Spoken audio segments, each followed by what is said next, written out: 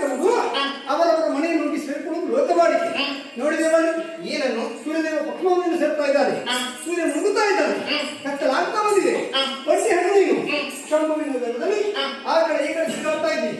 ನೀನನ್ನು ದೂರದಲ್ಲಿ ಗಮನಿಸಿದೆ, ನಿನ್ನ ಬಳಿ ಓಡಾಡಿ ಬಂದಿದ್ದೇನೆ. ಸರಿ, ಹೆಣ್ಣಾದ ಕಾರಣ ನಿನಗೆ ಸಾರಿ ಬುದ್ಧಿಗಳನ್ನು ಹೇಳ್ತಾ ಇದ್ದೇನೆ. ಏನನ್ನು ಕತ್ತಲಾಗುವುದಕ್ಕೆ ಮುಂಚಿತವಾಗಿ ನಿನ್ನ ಮನೆಯಲ್ಲಿ ಸೇರ್ಕೊಂಬ. ನನಗೆ ಓಡಿ ಬರ ಮಾತು ಯಾವ ನೀನು ನನಗೆ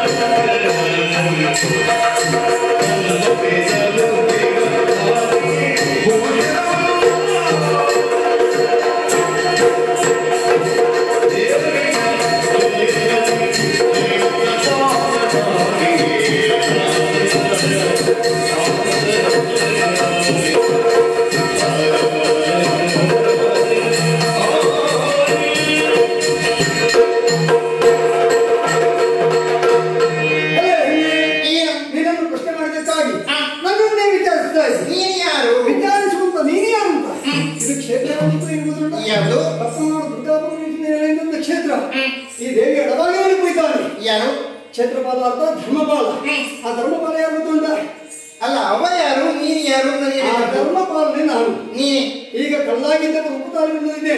ಹಾಗಾಗಿ ಹೆಣ್ಣಾದ ಕಾರಣ ಬುದ್ಧಿವಾದನೆ ಹೇಳಿದ್ದೇನೆ. ಮತ್ತೆ ನಮ್ಮದು ಸ್ವಭಾವ ಉಂಟು. ಒಳ್ಳೆಯ ಮಾತು ನೀನು ಹೇಳಿದ್ದನ್ನು ಯಾರಾದ್ರೂ ಕೇಳಿದಾಯ್ತು. ಮತ್ತೆ ಕೇಳದಿದ್ರೆ ದುಡ್ಡು ಸ್ವಭಾವವನ್ನು ತೋರಿಸಿದ್ರೆ ಬೆನ್ನಿಗೆ ನಾವು ಹೌದಾ? ನಾನೀಗ ಕೈ ಕಟ್ಟಿ ಬಾಯಿ ಮುಚ್ಚಿ ಕೊಟ್ಟೋದು ಅಂತ ಬಾಸ್ಕೊಂಡೆ. ಯಾರು ಮಾಡ್ತೀರಾ? ಅದು ಶಾಂಭವಿ ಹೊಳೆ ಹರಿತಾ ಇದೆ. ನಿನ್ನ ಜೊಟ್ಟನ್ನು ಮೂಡಲಿದೆ ಕಾಣುವ ಸಮಸ್ಯೆ ಬಿಸಾಡಿರಲಿಲ್ಲ. ಹೆಣ್ಣಾದಂತೆ ಇವನಿಗೆಷ್ಟು ಕೊಬ್ಬಿರ್ಬೇಕು, ಗಂಡಾಗಿ ಹುಟ್ಟಿ ನನಗೆಷ್ಟು ಕೊಬ್ಬಿರ್ಬೇಕು. ನಾನು ನೀನಂತ ಬಾಯಿ ಕೈಗೆ ನೋಡುವ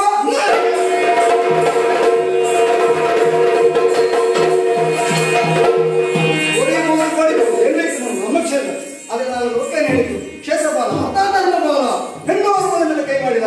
ಆದ್ದರಿಂದ ಈ ಮಾಸ ಬಲಗಳಲ್ಲಿ ಸುಮ್ಮನೆ ಬಿಡಿದ್ದೇನೆ. ಹಾಗಾಗಿ ನೀನೇ ಗೆದ್ದವ. ಅಲ್ಲ ಹೋಗ್ತೇನೆ. ಆದ್ರೆ ಒಂದು ಮಾತು, ನೀನೇ ಗೆದ್ದವ. ನೀನು ಹೊಮ್ಮೆ ಆಗಬೇಕು. ನಾನೇ ಸೋತವಳು. ಆದ್ರೆ ಏನಾದ್ರೂ ಕೊಡಬೇಕು ಅಂತ ಹೇಳಿದ್ರೆ ಎಲ್ಲಿ ನೋಡಿದ್ರೆ ನರಳೆ ರಾಶಿ ಕಾಣುವುದು. ಯಾರಿಗಾರು ಕೊಡುದು ನಾನು ನಿನಗೆ. ಯಾರು ಕೊಡುದು? ನಾನು ಕೊಡುದು. ಗೆದ್ದದ್ದು ನನಗೆ, ಸೋತದ್ದು ನೀನು. ಏನಾದ್ರೂ ಕೊಡಬೇಕು. ಬಹುಮಾನ ಕೊಡುದು ನಾನು. ನಮ್ಮ ಜೀವಮಾನದಲ್ಲಿ ಒಬ್ಬರಿಂದ ಕಾಡಿದ್ದಿಲ್ಲ, ಬೇಡಿದ್ದಿಲ್ಲ. ನಮ್ಮದು ಏನಿದ್ರು ಕೊಟ್ಟಗೈ. ಕೊಟ್ಟಗೈ ಅಂದ್ರೆ ಅದು ಬೇರೆ ಕೊಟ್ಟಗೈ. ಮತ್ತೆ ಕೊಡುಗೈ. ಹಾಗೆ ಉದಾಹರಣೆ ನಾವು. ಹಾಗಾಗಿ ಈಗ ನಾನು ಬೇಡುವನಾಗುವುದಿಲ್ಲ. ಬೇಕಿದ್ರೆ ನೀನು ಬೇಡುವನಾಗು. ನಿನಗೆ ಹೇಳ್ಬೇಕು. ನನ್ನಲ್ಲಿ ಕೇಳಿದ್ರೆ ನಾನು ಕೊಡೋದಕ್ಕೆ ಸಿದ್ಧನಿದ್ದೇನೆ. ಸಂತೋಷ. ಅಲ್ಲಿ ಆಗಸ್ಟಲ್ಲಿ ಏನ್ ಕಾಣ್ತಾ ಇದೆ? ಅದು ಸೂರ್ಯದೇವ. ಸೂರ್ಯ ಅಲ್ವಾ? ಸೂರ್ಯ ಚಂದ್ರನ ಆಣೆಗೂ ನನ್ನ ಪಾದ ಸೇವಕನಾಗಿ ಜೀವನ ಪರ್ಯಂತ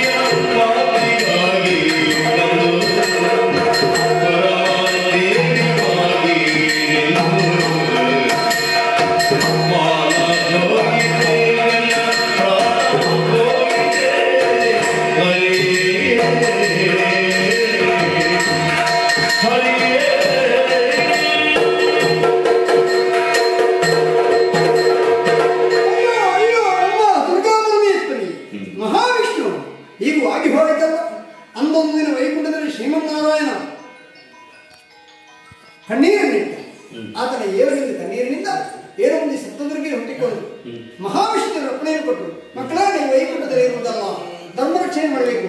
ಅದು ಧರ್ಮಭೂಮಿ ಕಾಣ್ತಾ ಉಂಟು. ಈ ಭೂಮಿಗೆ ತೆರಳಿ ಎಂಬುದಾಗಿ 7 ಮಂದಿ ಹೆಣ್ಮಕ್ಕಳನ್ನು ಈ ಭೂಮಿಗೆ ಮಹಾವಿಷ್ಣು ದೇವರು ಕಳಿಸಿಕೊಟ್ಟದ್ದು.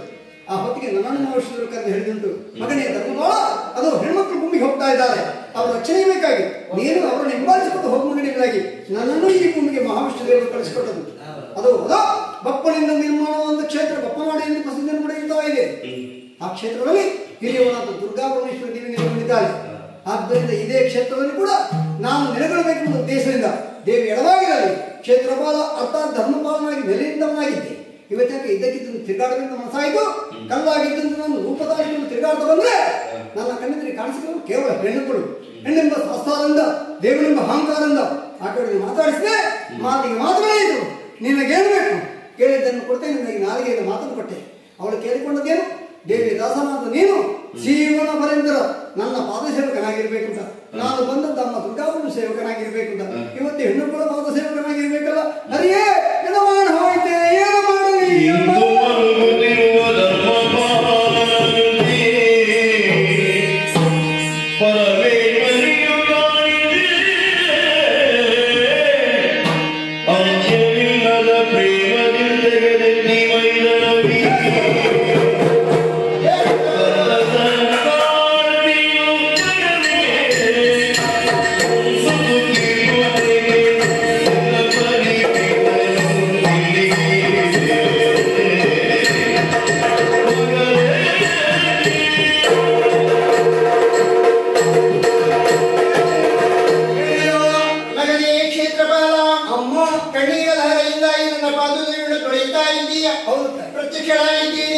ಯಾಕಪ್ಪ ಕಣ್ಣೀರು? ಅಮ್ಮ ನಾನು ಭಾವಿಸಿದ್ದು ಯಾವನೋ ಒಬ್ಬರು ಹೆಣ್ಣು ಬಂದದ್ದು ಅಂತ. ನೀನೇ ಈ ರೀತಿಯಾಗಿ ಬರ್ತೀನಿ ಅಂತ ಭಾವಿಸ್ಕೊಡ್ಲಿಲ್ಲ ಅಮ್ಮ. ಈ ರೀತಿ ಪರೀಕ್ಷೆ ಆಗಮ್ಮ. ಮಗನಿ ನಿನ್ನ ಭಾವನೆ ಏನೆಂದು ಪರೀಕ್ಷೆ ಮಾಡುವುದಕ್ಕಾಗಿ ಜಗದಂಬಿಕೆಯಾದ ನಾನೇ ಮುಂದಾದವಳು. ನಿನ್ನ ಪರೀಕ್ಷೆಯಲ್ಲಿ ನೀನು ತೇರ್ಗಡೆ ಮಗನಿ, ನಿನ್ನ ಈ ಕ್ಷೇತ್ರಕ್ಕೆ ಬರುವಂತಹ ಕೆಲವು ಭಕ್ತಾದಿಗಳು ಶಾಂಭವಿ ಹೊಳೆಯಲ್ಲಿ ನಿಂದು ಶುಚೀರ್ಭೂತರಾಗಿ ಬಂದಂತಹ ವೇಳೆಯಲ್ಲಿ ಅದಲ್ಲದೆ ಹೂವಿನ ಪೂಜೆ, ಕುಂಕುಮಾರ್ಚನೆ, ದುರ್ಗಾಪಾರಾಯಣ, ಲಲಿತ ಸಹಸ್ರನಾಮ, ರಂಗ ಪೂಜೆ, ಯಕ್ಷಗಾನ, ಕಂಕಣ ಭಾಗ್ಯ, ಸಂತಾನ ಭಾಗ್ಯವನ್ನು ಬಿಡದಲ್ಲಿ ಭಕ್ತರ ಇಷ್ಟಾರ್ಥವನ್ನು ಪರಿಹರಿಸುತ್ತೇನೆ, ಫಲಫಲದಾಯಕಿಯಾಗಿರ್ತೇನೆ, ದುರ್ಗಾ ಪರಮೇಶ್ವರಿಯಾಗಿರ್ತೇನೆ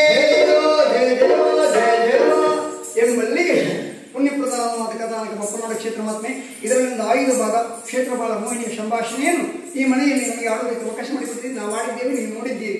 ಆಡಿದಂತ ನಮಗೂ ಆಡಿಸಿದಂತ ಮನೆಯವರಿಗೂ ಬಪ್ಪನಾಡ ನೆಲೆಯಲ್ಲಿದ್ದ ದುರ್ಗಾಪುರ ದೇವಿಯು ನಾವು ನಂಬಿಕೊಳ್ಳುವುದು ಆ ದುರ್ಗಾಪುರ ದೇವಿಯು ನಿಮ್ಮ ಮನೆಯಲ್ಲಿ ಆರಾಧಿಸುವಂತ ದೇವರುಗಳು ಆಯುಷ ಆರೋಗ್ಯ ಭಾಗ್ಯವನ್ನು ಕೊಟ್ಟು ಈ ಮನೆಯನ್ನು ಇನ್ನಷ್ಟು ಬೆಳಗಲಿ ಅಂತ ಕೇಳಿಕೊಳ್ಳುತ್ತಾ ಈ ಕಥೆಗೆ ಮುಂದೆ ಮಾಡೋಣ.